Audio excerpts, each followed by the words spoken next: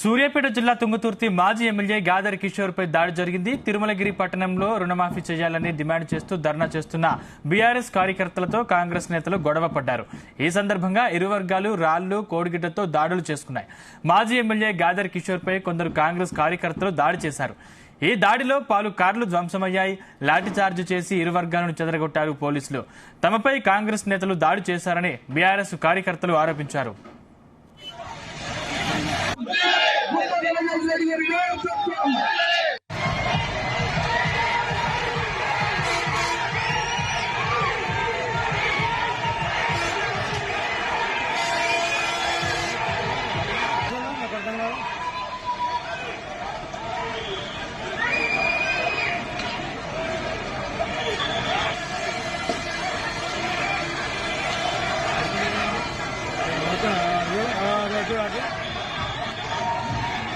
సూర్యాపేట జిల్లా తుంగతుర్తి మాజీ ఎమ్మెల్యే గాదర్ కిషోర్ పై దాడి జరిగింది. తిరుమలగిరి పట్టణంలో రుణమాఫీ చేయాలని డిమాండ్ చేస్తూ ధర్నా చేస్తున్న బీఆర్ఎస్ కార్యకర్తలతో కాంగ్రెస్ నేతలు గొడవ పడ్డారు. ఈ సందర్భంగా ఇరు వర్గాలు రాళ్లు కోడిగిడ్లతో దాడులు చేసుకున్నాయి. మాజీ ఎమ్మెల్యే గాదర్ కిషోర్ పై కొందరు కాంగ్రెస్ కార్యకర్తలు దాడి చేశారు. ఈ దాడిలో పలు కార్లు ధ్వంసమయ్యాయి. లాఠీ చార్జ్ చేసి ఇరు వర్గాలను చెదరగొట్టారు పోలీసులు. తమపై కాంగ్రెస్ నేతలు దాడి చేశారని బీఆర్ఎస్ కార్యకర్తలు ఆరోపించారు.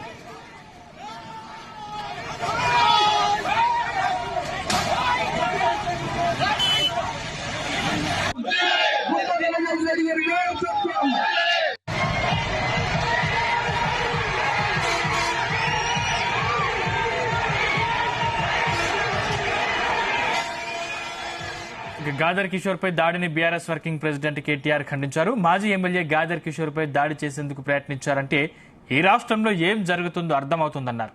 ఇదేనా రేవంత్ రెడ్డి ప్రజాపాలన, ఇందిరమ్మ రాజ్యమని ప్రశ్నించారు. కారు అద్దాలు ధ్వంసం చేసి రాళ్లు కోడిగిడ్లతో దాడి చేయడం చూస్తుంటే రేవంత్ రెడ్డికి ప్రశ్నించే వాళ్ళంటే భయం పట్టుకుందన్నారు. ఇలాంటి ఎన్ని గుండాగిరీలు చేసినా భయపడేది లేదన్నారు. ముఖ్యమంత్రి నిజస్వరూపాన్ని ప్రజల ముందు ఉంచేందుకు ఎన్ని దాడులు చేసినా వెనకడుగు వేయమన్నారు.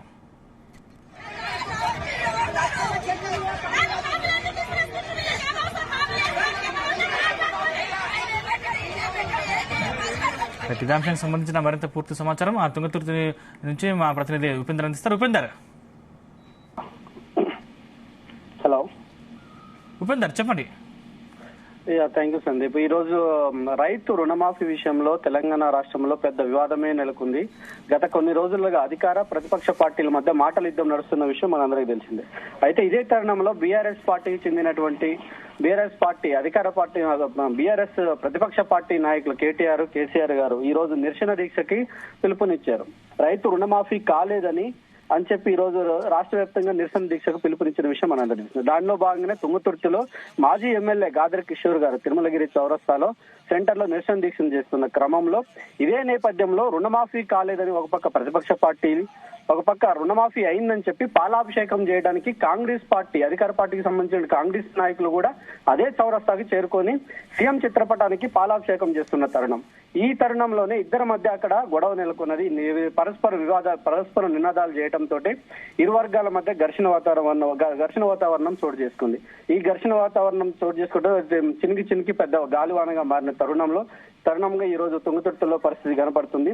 అటు బీఆర్ఎస్ పార్టీ కార్యకర్తలు, ఇటు కాంగ్రెస్ పార్టీ కార్యకర్తలు ఇరు వర్గాలు కూడా పరస్పర ఒకరిపైన ఒకరు రాళ్లు రువ్వుకోవడము, కోడిగుడ్లు విసురుకోవడము, తర్వాత ఒకరి కర్రలు తీసుకొని కొట్టుకోవటం, ఇటువంటి సంఘటనలు చోటు చేసుకున్నాయి. దాంట్లో ఇరు వర్గాలకు కూడా కొన్ని ఇరు వర్గాలకు కూడా దెబ్బలు తగిన సంఘటనలు కనిపిస్తున్నాయి.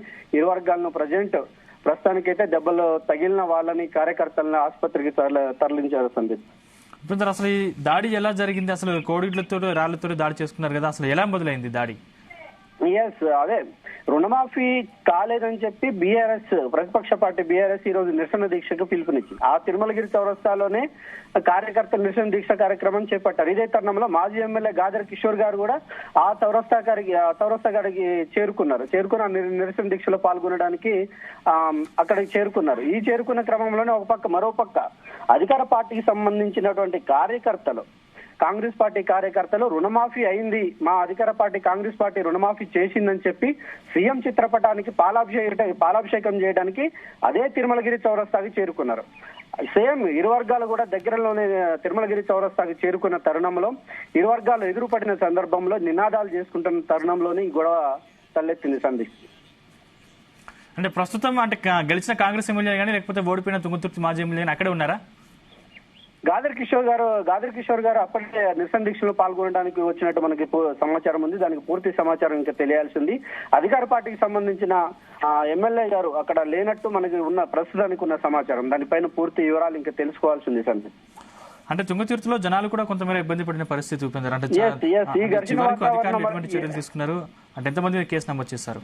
ఒక విధంగా చెప్పాలంటే దీంట్లో పోలీస్ యంత్రాంగం తిరుమలగిరి చౌరస్తాలో ఎటే టైంలోనే ఇరు వర్గాల పార్టీలకు సంబంధించినటువంటి అధికార పార్టీ కావచ్చు, ప్రతిపక్ష పార్టీ కావచ్చు, ఇరు వర్గ పార్టీలకు సంబంధించినటువంటి కార్యకర్తలకి ఎటే టైంలోనే ఒకే చౌరస్తాలో పర్మిషన్, ఒక పక్క పాలాభిషేకం చేసుకోవడానికి కాంగ్రెస్ పార్టీ కార్యకర్తలు గాని, నిరసన దీక్ష చేసుకోవడానికి బీఆర్ఎస్ పార్టీ కార్యకర్తలు గాని, అధికారులు పోలీస్ అధికారులు పర్మిషన్ ఇవ్వకుండా ఉంటే బాగుండేది అనేది జనాల నుంచి వస్తున్న ప్రశ్న. ఎందుకంటే కామన్ గా ఎక్కడైనా అధికార పార్టీ ప్రతిపక్ష పార్టీలు ఎదురెదురుగా నిరసన దీక్షలు దిగి ఒక పక్క ఒకళ్ళు సంతోషంతో పాలాభిషేకం, ఒక పక్క నిరసన దీక్ష చేస్తున్న తరంలో గొడవలు తలెత్తడం సహజం.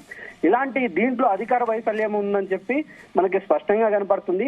ఎటే టైంలోనే ఒకే చౌరస్తాలో ఇక్కడ అధికార పార్టీ నాయకులకి, అధికార పార్టీ కార్యకర్తలకి, ప్రతిపక్ష పార్టీ కార్యకర్తలకి పర్మిషన్ ఇవ్వడం కూడా అంటే పోలీస్ అధికారుల భద్రతా వైఫల్యం స్పష్టంగా ఉందని చెప్పి చుట్టుపక్కల ఉన్నటువంటి తిరుమలగిరి చౌరస్తాలో ఉన్నటువంటి వ్యాపారస్తులే కావచ్చు, అక్కడ ఇతర గ్రామాల నుంచి వివిధ పనుల నిమిత్తం అక్కడికి వచ్చినటువంటి వివిధ గ్రామ ప్రజలు గాని స్పష్టంగా అక్కడ మాట్లాడుకుంటున్నటువంటి సంభాషణ సందీప్.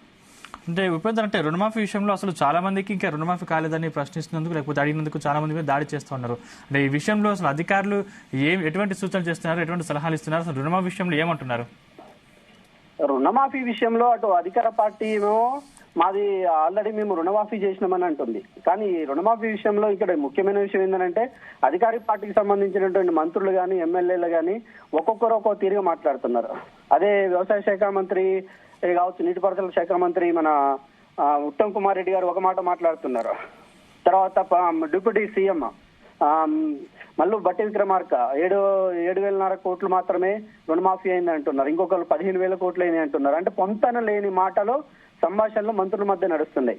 ఈ తరుణంలోనే అసలు ఎంతవరకు రుణమాఫీ అయింది, ఎంతవరకు కాలేదు అని చెప్పి ఒకసారి క్రాస్ చెక్ చేసుకోవడానికి విలేజ్లకి వెళ్తున్న తరుణంలో కొంతమందికి వాస్తవానికి గ్రౌండ్ లెవెల్ చూసుకుంటే అయిన వాళ్ళకి రుణమాఫీ అయింది, కానీ కాని వాళ్ళకి ఇప్పటికీ కూడా కాలేదు. రేషన్ కార్డు లేదని చెప్పి చాలా మందికి రుణమాఫీ కాలేదు. మినిమం 25,000, 30,000, 40,000, 50,000 ఉన్నా గానీ రేషన్ కార్డు లేదని కారణంతో, కేవలం రేషన్ కార్డు లేదనే కారణంతో వాళ్ళకి రుణమాఫీ చేయకుండా ప్రభుత్వం ఆపింది. దీన్ని ప్రజల నుంచి చాలా వ్యతిరేకత వ్యక్తమవుతున్న పరిస్థితి. ఎందుకంటే కేవలం మాకు గత 10 ఏళ్ల నుంచి మాకు ఎటువంటి కొత్త రేషన్ కార్డులు మంజూరు చేయని తరుణంలో ఇప్పుడు మాకు రేషన్ కార్డు లేదనే కారణంతో రుణమాఫీ చేయకపోవడం ఎంతవరకు కరెక్ట్ అని ప్రజల నుంచి ఒక విధంగా అయితే నిరసన వ్యక్తం అవుతున్న మాట మాట్లాడమైతే వాస్తవం.